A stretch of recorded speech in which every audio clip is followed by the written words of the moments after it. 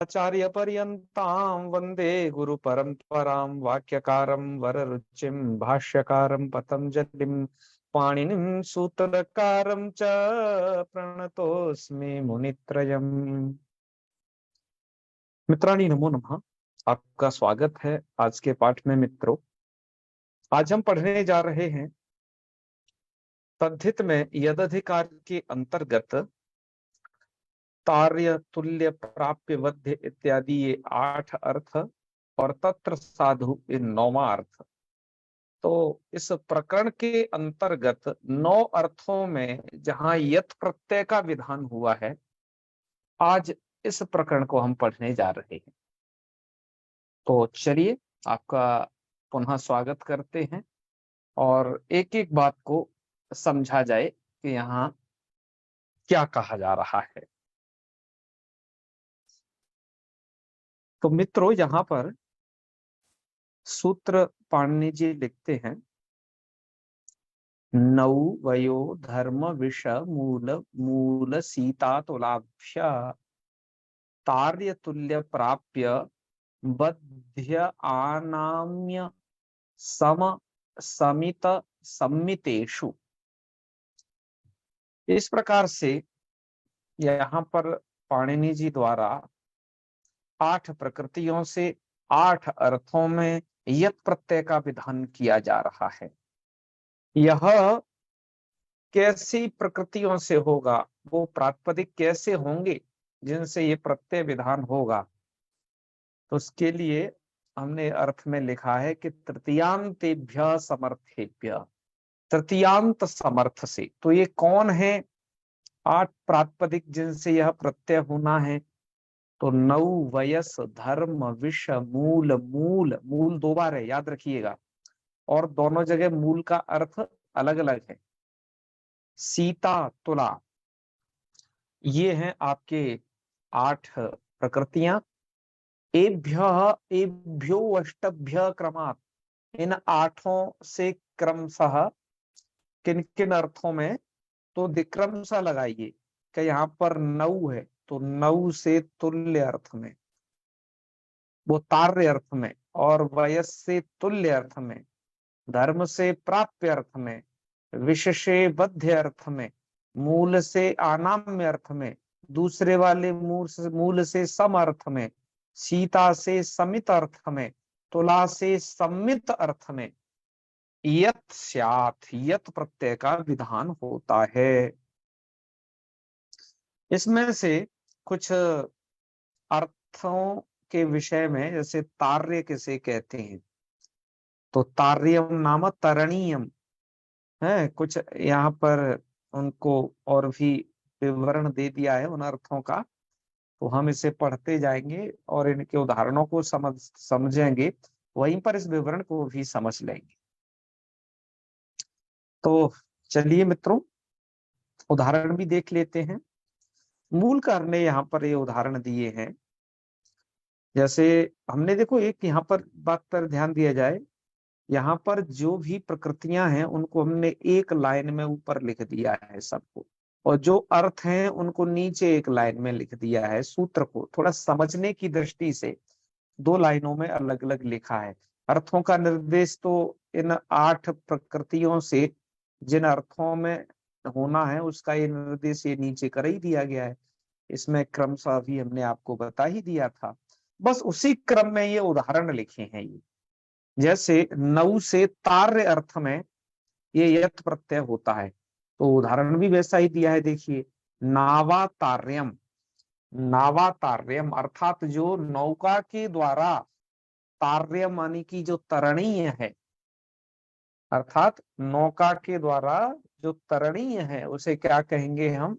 नाव्यम। तो नाव्यम कौन हो गया? जलम। क्यों? क्योंकि वो नौका के द्वारा तरणीय है, नौका के द्वारा उसको पार किया जाता है, तो इसलिए ये जलम को कोष्टक में हमने इसलिए लिख दिया है, ये मूल का ही हिस्सा है कि आप मूलकार के अनुसार समझ पाए कि नाव्यम यहाँ पर जलम अर्थ को कह रहा है।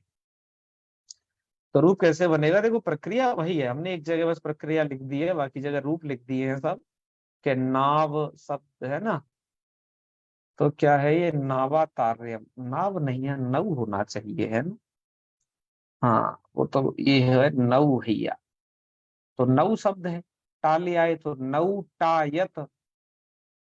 और अ, अरे यहाँ पर टा इसका लुक हो जाएगा, तो नव य बचेगा, यत का भी य बचता है, तो नव य। यकार आपका यकार आदि है, ध्यान रखिए, यकार आदि प्रत्यय है, तो वाम तो प्रत्यय को ना भूलिएगा, ठीक है? तो ये उस सूत्र के द्वारा ऐसे टीचर वगैरह मत लगाना यहाँ पर, क्योंकि ई वर्ण या आवर्ण नहीं है यहाँ पर पूर्व में। तो यहाँ पर तो वांतोई प्रत्यय द्वारा औकार को आवादेश होकर के न आव्य और वर्ण सम्मेलन करके नाव्यम यह रूप बन जाएगा। नाव्यम का अर्थ आप समझ ही गए, जो नौका के द्वारा तरणीय है, माने कि वह जल, उस जल को हम कहेंगे नाव्यम। ठीक है, आइए दूसरे उदाहरण की तरफ बढ़ते हैं। दूसरे उदाहरण में देखिए, वयस इससे तुल्य अर्थ में होगा। तो देखो उदाहरण भी वैसा प्रस्तुत किया जा रहा है, वयसा तुल्य। वया कहते हैं आयु को, अर्थात जो आयु, आयु में जो तुल्य है मतलब समान है, आपके आयु के बराबर है, तो वयसा तुल्य। तो वयस शब्द से यत कर दीजिए बस, वयसा। ध्यान दीजिए, हर जगह तृतीयांत है, ऐसे हमने तृतीयांतेभ्य समर्थेभ्य लिखा है। वयसा, धर्मेण, विषेण, मूलेन, ये सब तृतीयांत है। तो यहाँ उसके तृतीया का टा ला करके, है तृतीया विभक्ति होती है टा, उसे ला करके आपको लौकिक विग्रह करना है। अलौकिक तो मूल में लिखा ही रहा है ये विग्रह, और प्रत्यय लगा करके रूप बना देने से वयसा तुल्य। तो वयस शब्द है ये सकारांत, तो ये प्रत्यय कर दिया वयस्य। तो जो आयु में समान है उसे वयस्य कहते हैं। अब ये वयस्य शब्द मित्र अर्थ में रूढ़ हो गया है, क्योंकि वयस के तुल्य पंकज शब्द की तरह योग रूढ़ हो गया, ये कह लीजिए। क्योंकि वयस के तुल्य तो शत्रु भी हो सकता है, उसको वयस्य नहीं कहा जाता है। तो जो आयु में तुल्य है मनुष्य, उसको ही वयस्य कहा जाता है, मतलब मित्र। मनुष्य में जो मित्र है वो वयस्य। अब ये मित्रता अर्थ में योग रूढ़ शब्द हो गया है पंकज की तरह। चलिए, यहाँ पर तीसरा दिया धर्म। धर्म शब्द से प्राप्य अर्थ में, तो धर्मेण प्राप्य, अर्थात जो धर्म के द्वारा प्राप्य हो, प्राप्त किया जा सके। तो ऐसा क्या है? धर्म के द्वारा प्राप्त किया जाने वाला सुख है या स्वर्ग है, वो सभी को हम धर्म्यम कहेंगे। और यहाँ पर एक बात और बता दें, जिस प्रकार का अन्य पदार्थ होगा, है जैसे धर्मेण प्राप्यम किम अस्ति, स्वर्गम अस्ति तो धर्म्यम, ठीक है ना? सुखम अस्ति तो धर्म्यम। यदि कोई पुल्लिंग चीज है जो धर्म के द्वारा प्राप्य है, स्त्रीलिंग चीज है, तो उसमें उनके अनुसार स्त्रीलिंग और पुल्लिंग का भी यहाँ पर रूप बनेगा, धर्म्य भी बनेगा, है धर्म्या भी बनेगा स्त्रीलिंग में। तो इन चीजों को याद रखा जाए, ये सबके विषय में ये लागू है। यहाँ पर 8वां उदाहरण, तो धर्मेण प्राप्यम रूप बन जाएगा धर्म्यम। तो ये हो गया आपका धर्म का। आइए अब अगले चौथे की तरफ बढ़ते हैं। विष शब्द है, तो विष से बद्ध अर्थ में होता है, विषेण वध्य। जो विष के द्वारा बद्ध हो, बद्ध माने के जो मारण योग्य है विष के द्वारा, तो क्या बोलेंगे उसे? विष्य। तो इस शत्रु को कह सकते हैं विष्य, ठीक है, विषेण वध्य विष्य। अब पंचम उदाहरण दिया यहाँ पर मूल शब्द से। तो पहले वाले जो मूल शब्द से आनाम्य अर्थ में ये प्रत्यय करना है। आनाम्य किसे कहते हैं? तो आनाम्य का अर्थ दिया, आनाम्यम इत्युक्ते अभिभवनीयम अथवा प्रापणीयम। अभिभवनीयम का अर्थ होता है दबाने योग्य। अब यहाँ पर उसे प्राप्य, प्राप्त करने योग्य, ये भी अनाम्य का अर्थ है। वैसे अनाम्य ये शब्द कोशकारों ने इधर इस प्रकार के अर्थों में प्रयोग नहीं किया है, ब्रह्मी व्याख्याकार ने कुछ उसकी व्युत्पत्ति करके इस प्रकार से इसको अविभवनीय अर्थ को लिखा है, और इसके उदाहरण से समझते हैं। पहले मूल, जैसे ये दिया मूलेन आनाम्यम, अर्थात मूल के द्वारा जो अभिभवनीय है। अभिभवनीय का अर्थ वो ऐसा दे रहे हैं कि मूल के द्वारा जो दबाया जाता है ना। मूल, मूल का अर्थ है यहाँ पर पूंजी, उसके द्वारा अभिभवनीय, अभिभवनीय दबाए जाने का क्या तात्पर्य है, तो यहाँ पर बहमी व्याख्याकार ने लिखा है अभिभूत करने योग्य, दबाए जाने योग्य। तो इसका क्या तात्पर्य है, तो वो इसको व्याख्या करते हुए लिखते हैं कि मूल द्वारा हमेशा लाभ दबाया जाता है ना। दबाने का अर्थ है कि उसे अपना अंग बनाया जाता है। देखो, दबाने का अर्थ दे रहे हैं, उसे अपना अंग बनाया जाता है, यानी कि पूंजी द्वारा अर्जित लाभ सदा पूंजी का अंग ही बन जाता है। इसलिए लोक में भी कहा जाता है कि इस मूल पर इतना लाभ हुआ, तो मूल अंगी है और लाभ उसका अंग है। तो बस पूंजी द्वारा लाभ का यही दबाया जाना है। ठीक है। काशिकाकार भी इसको ऐसे लिखे हैं कि मूल्यम ही सद्गुणम मूलम करोति, इस प्रकार से दिया है। हमने इसको इस प्रकार से ही लिख दिया है, मूल के द्वारा जो प्रापणीय है, अर्थात जो, जैसे कोई अपना मूल उधार, मूलधन किसी को उधार दिया और उसके बदले में जो लाभांश प्राप्त कर रहा है, आनाम्य उसी का नाम है ना, ब्याज का पैसा। तो मूले न आनाम्यम, मूल के द्वारा जो प्रापणीय है उसे कहेंगे मूल्यम। तो मूलधन हो गया, माने कि आपने 10 रुपए दिए और उसके बदले आपको 11 आपने लिए उससे, तो वह जो 1 रुपया है वो आनाम्य है। तो मूल के द्वारा आनाम्य होने से उसे बोला जाएगा मूल्यम। समझ गए ना। तो मूलेन आनाम्यम अर्थात मूल के द्वारा प्राप्त होने वाला लाभ, उसको कहेंगे मूल्यम। यह अर्थ यहाँ पर टीकाकारों ने इस वाले मूल्य का किया है। रूप बनाना सरल है, मूल यत यत का यह कर दीजिएगा, मूल धनम या पूंजी ऐसा अर्थ किया गया है मूल शब्द का। यहाँ पर ये मूल्यम का अर्थ नहीं है, मूल शब्द का अर्थ है। मूल्यम का तो अर्थ वही समझना है यहाँ कि मूल पूंजी द्वारा प्राप्त होने वाला लाभ, वो मूल्य है। तो मूल्य ये बन गया आपका मूल्यम। अच्छा, और दूसरा वाला मूलेन समः, इसको ध्यान दें, जो मूल के समान है। समा शब्द का अर्थ है, यहाँ पर लिखा है समा इत्युक्ते सदृशा, जो मूल के सदृश है उसे कहते हैं मूल्य, है ना। और एक बात ध्यान रखें, आप मूल्यम कहिए तो ये यहाँ पर उसका, उसके द्वारा जो विशेष है वो नपुंसक लिंग में, इसलिए मूल्यम कह दिया। मूले न समः मूल्य है, जो मूल के तुल्य है उसे कहेंगे मूल्य। तो ये क्या है, इसका अर्थ हमने इधर लिखा है मूले न इत्युक्ते मूल भागे न। मूल भागे न का टीकाकारों ने अर्थ लिखा है, काशिकाकार ने, कि उपादान कारणे न तंत्वादिना तुल्य। तो उपादान कारण आप जानते ही हैं, उपादान कारण जिसे समवायी कारण कहते हैं, वेदांती उसे उपादान कारण कहता है। तो उपादान कारण, जैसे घट का उपादान कारण मिट्टी मिट्टी है, पट का उपादान कारण तंतु है, मतलब जहां से वो बनता है, तंतु माने धागा, अपना मूल कारण।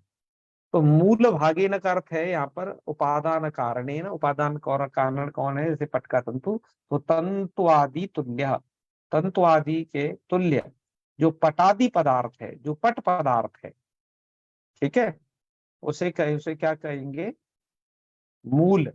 और उस मूल के समः, समः माने तुल्य, क्योंकि इससे तुल्य अर्थ में प्रत्यय विधान। तो उस मूल से तुल्य क्या बन जाएगा, मूल्य। तो देखो, मूल शब्द यहाँ पर 2 बार क्यों रखा, जबकि द्वंद्व होता है तो द्वंद्व होकर के एक शेष होता है तो एक ही रख लेते। तो ये इसलिए किया गया, एक से यहाँ नहीं किया गया, इसका कारण यही है कि यहाँ पर यथाक्रम जो है ये भंग हो जाता। तो यथाक्रम को सुरक्षित रखने के लिए मूल को 2 बार लिख लिया पाणिनि जी ने। और दो मूल शब्द से 2 अर्थों में प्रत्यय विधान है, ये ध्यान रखिए। मूल शब्द से आनाम्य अर्थ में और मूल शब्द से सम अर्थ में, दोनों ही अर्थों में मूल्यम बनेगा, लेकिन उसका अर्थ अलग अलग होगा। यहाँ जो दूसरा है मूलेन मतलब उपादान कारणेन तंत्वादि तुल्य पटादि पदार्थ, जो पट पदार्थ है उसको कहेंगे हम मूल, और उस मूल के समान जो होगा उसे कहेंगे मूल्य। मूल माने वो जो वस्तु उपादान कारण के जो तुल्य। ठीक है, तो ये इसका अर्थ समझिएगा आप यहाँ पर। अब यहाँ पर मूल्यम समझने के बाद दोनों प्रकार का मूल्य आपने समझ लिया। तीसरा उदाहरण दिया, सीतया समितम सीत्यम। यहाँ सीता किसका नाम है भैया? तो सीता कहते हैं हल को कहते हैं। टीकाकारों ने ये भी लिखा है हलाग्रम, कुछ टीकाकारों हलाग्र। हलाग्र मतलब हल का जो आगे नोक वाला जो भाग होता है उसे सीता कहते हैं। सीता शब्द का तृतीया में बनेगा सीतया। तो सीतया समितम, समितम शब्द का अर्थ क्या है? तो समितम का अर्थ है यहाँ पर, ध्यान दीजिए, ये अर्थ दिया है समितम अर्थात संगतम, सीता के द्वारा समित किया जाना। समित किया जाना माने कि संगत किया जाना। कैसे संगत? जैसे आपने खेत देखा है ना, खेत को जब जोता जाता है, हल से जोता जाता है, मतलब वही सीता, मतलब नौक के द्वारा जोता जाता है। तो उससे क्या किया जाता है कि निम्नोन्नतादि रहित, वो कहीं ऊंचा नीचा ना रहे, सबको समान कर दिया जाता है। आजकल तो बड़े भारी यंत्र आ गए हैं इस क्षेत्र में, खेत को समान करने के लिए एकदम मिला के रख देते हैं। पहले भी लोग बैल हल के द्वारा कर देते थे। तो जिस सीता मतलब जिस हल के नौक के द्वारा समितम, समितम का मतलब है संगतम, संगतम इत्युक्ते निम्नोन्नतादि रहितम, कहीं पर नीचा और ऊंचा ना रहे, माने कि सब समान हो जाए। तो उस सीता शब्द से आकार का लोप हो जाएगा, वो आपका ये से तीजा, तो क्या बन जाएगा? सीत्यम बन जाएगा। सीत्यम कहेंगे किसको? क्षेत्र को। कि जो सीता माने कि उस हल के नोक के द्वारा जिसे इकसार किया गया है, बराबर किया गया है, तो सीत्यम उस क्षेत्रम को कहते हैं। ठीक है, ये समझ गए होंगे। आगे बढ़ते हैं। 8वां अंतिम उदाहरण है यहाँ पर, तुलया सम्मितम तुल्यम। तो तुलया सम्मितम, तुला के बराबर, सम्मितम माने तुल्य अथवा बराबर। तो जैसे तुला शब्द से यहाँ पर यत करेंगे तुलाय, माने कि जो तुला के सम्मित हो, सम्मितम का मतलब है तुलितम, तुला के द्वारा तोला गया हो या तुला से बराबर किया गया हो, ऐसे अर्थ है यहाँ। तुलितम को और काशिकाकार ने दिया है अर्थ यहाँ पर परिच्छिन्नम, तुला के द्वारा परिच्छिन्न, परिच्छिन्न माने मापा गया। तो जो तुलया सम्मितम है उसे कहेंगे तुल्यम। अब तो तुल्यम अर्थ ये बस बराबर के लिए कह दिया जाता है, थोड़ा ये भी शब्द जो है योग रूढ़ हो गया है। तुला के द्वारा सम्मित को तुल्य नहीं कहते, बस वो वैसे भी बराबर है ना थोड़ा, तो तब भी उसको तुल्य कह देते हैं। भले ही तुला के द्वारा नहीं नाप के किया गया, तब भी तुल्य शब्द का प्रयोग हो जाता है। तो आपने इसमें जाना कि इन 8 अर्थों में और इन 8 प्रकृतियों से ये शब्द आपके बन जाते हैं। आइए, अब आपने इनको पढ़ लिया, अब आगे अग्रिम स्लाइड को पढ़ते हैं मित्रों। इसके बाद अग्रिम स्लाइड में तत्र साधु अर्थ में प्रत्यय है। यहाँ पर तो 8 अलग अलग अर्थों में था ये प्रत्यय, और माता जी ने ये वाला जो सूत्र है ना, मैंने अभी जो कहा नौवयो वाला ये सूत्र, इसको अर्थ में, अर्थ निर्देश में गिनाया नहीं है, ये छूट गया है। और ये उनको, ये जो अष्टाध्यायी सहजबोध नाम पुस्तक में भी छूट गया है पुष्पा दीक्षित माता जी से, और ये छूट गया है अष्टाध्यायी जो प्रकरण निर्देश समन्वित है, वहां पर माता जी ने क्या किया है कि जो तद्धित में अर्थ निर्देश है उनको अनबोल्ड किया हुआ है ना, अस्थूलाक्षर निर्दिष्ट किया गया है। तो वहां पर इसको स्थूलाक्षर निर्दिष्ट ना करके स्थूलाक्षर निर्दिष्ट कर दिया है, माने कि ये इतने 8 अर्थ छूट गए हैं माता जी से उस समय। इस विषय में मैंने सूचना आपको जब यह इस यद अधिकार का पहला वीडियो जो बनाया है उसमें भी मैं बता दिया था। तो चलिए अब यद अधिकार का ही दूसरा अंतिम वीडियो होगा, इसमें अंतिम अर्थ हम पढ़ रहे हैं तत्र साधु। तो तत्र साधु, इसका डिस्क्रिप्शन थोड़ा गलत रह गया है, ये साधु अर्थ में प्रत्यय विधान होगा, यहाँ पर इसका डिस्क्रिप्शन नहीं लिख पाए हैं और यहाँ भी इसका डिस्क्रिप्शन रह गया है ना। तो यहाँ पर बहती की बजाय आप साधु समझिएगा, तो जैसा यहाँ साधु है इसी तत्र साधु में भी लगाए। तो तत्र साधु इस अर्थ में प्रत्यय विधान किया जा रहा है यद। सूत्रार्थ यह होता है कि सप्तम यंतात, तत्र से लेना है सप्तम यंत, सप्तम यंतात समर्थात साधु, साधु इत्युक्ते कुशलः इत्यर्थे यत् स्यात्, कुशल अर्थ में यत् प्रत्यय किया जाता है। तो जैसे अग्रे साधु, क्या उदाहरण दिया, अग्रे साधु। अग्रे साधु का मतलब क्या है कि आगे रहने में जो कुशल है, यानी कि जो आगे रहता है। तो अग्रे साधु इति अग्र्यः, उसको हम अग्र्यः कहेंगे, लोक में अग्रगण्य बोल देते हैं, ध्यान है ना। हाँ, अर्थात जो गण में अग्र है सबसे, तो अग्रगण्य।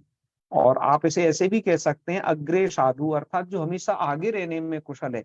किन्हीं के बच्चे जो अभी हमेशा एग्जाम में अच्छे सबसे आगे रहते हैं तो उनको अग्रेह बोला जा सकता है, अग्रेह छात्र है। तो यानी कि आगे रहने में कुशल छात्र, उसका ये अर्थ होगा अग्रेह। प्रक्रिया इसकी सरल है, अग्रे साधु अग्रनीयत और यस्य ति चकर के आकार का लोप करके अग्रेह बन जाएगा। चलिए इसके बाद दूसरा दिया सामसु साधु इति सामान्य। तो सामसु साधु अर्थात जो सामवेद होता है ना, हाँ, उसको गाने में जो कुशल है, साधु माने कुशल प्रवीण है, तो उसे क्या बोला जाएगा, तो सामनशुप सामन्य सामान्य। काके जी यहाँ पर नस्तद्धित सूत्र के द्वारा अन का लोप क्यों नहीं होता। तो मूल कार्य स्मरण दिला रहे हैं कि ये च भाव कर्मणो हो, इस सूत्र के द्वारा इस यकारादि प्रत्यय के परे रहते यहाँ पर सामन शब्द को प्रकृति भाव हो गया, लेकर रहे प्रकृति भाव, सामन शब्द को प्रकृति भाव हो गया, तो वो वैसा ही का वैसा रह गया। अच्छा, ये जो ये च भाव कर्मणो है, ये बीच में पढ़ दिया है, तो ये किन किन के लिए होगा, सामसु साधु सामान्य, यहाँ पर भी इसने अन का लोप नहीं करने दिया। और ये सामान्य के लिए जैसे है ये च भाव कर्मणो हो, वैसे ही ये कर्मण्य के लिए भी समझना आपको चाहिए। इसलिए हमने दोनों से निर्दिष्ट कर दिया है कि दोनों जगह ये अन का प्रकृति भाव कर देगा। जैसे कर्म सुसाधु तो कर्मन सुपेयत कर्मणीय, तो यहाँ पर भी अन का प्रकृति भाव कर दिया, नकार को नकार करके कर्मण्य बन जाएगा, मतलब उसे लोप ना होने देगा ये नस्तद्धिते द्वारा। ठीक है, तो ये हो गया जी सामान्य और कर्मण्य, दोनों जगह क्या करिएगा, ये च भाव कर्मणों का संबंध दोनों जगह लगाइएगा। ठीक है, हाँ, शरण्य के साथ मत रखिए, क्योंकि आगे है फिर शरणे साधु।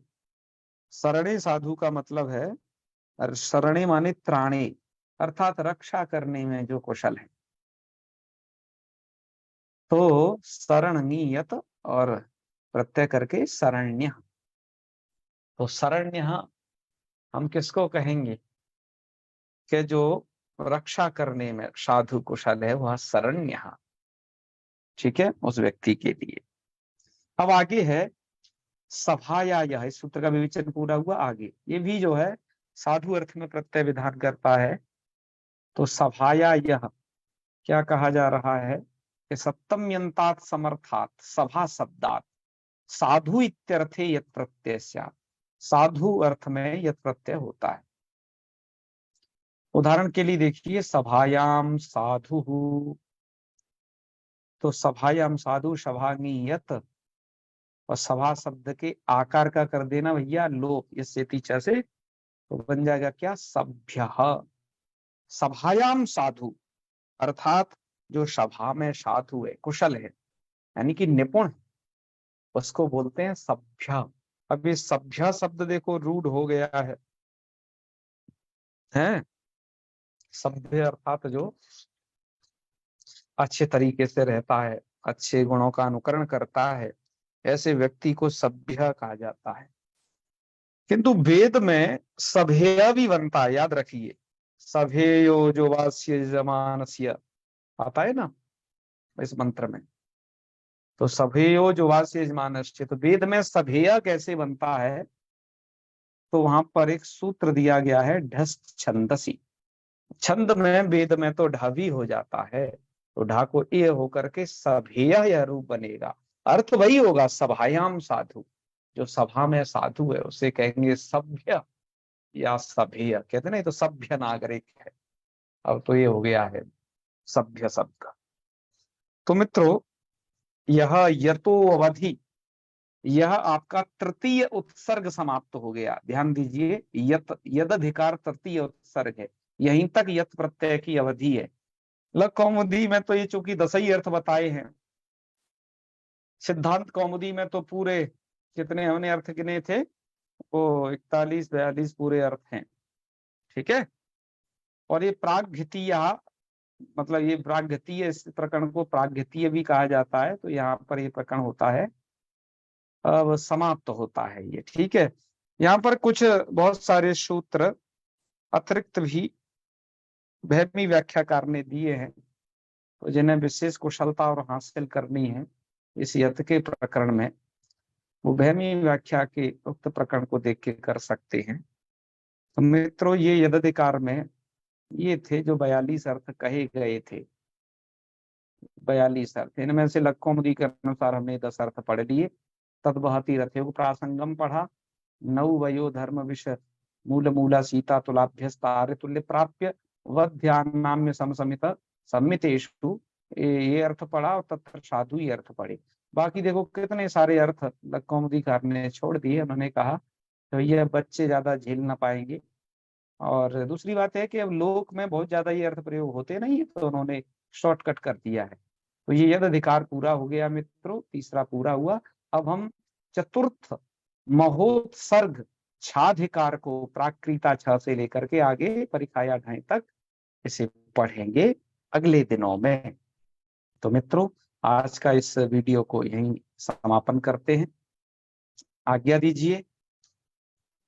ओम सर्वे भवन्तु सुखिनः, सर्वे सन्तु निरामयाः, सर्वे भद्राणि पश्यन्तु, मा कश्चित् दुःखभाग् भवेत्।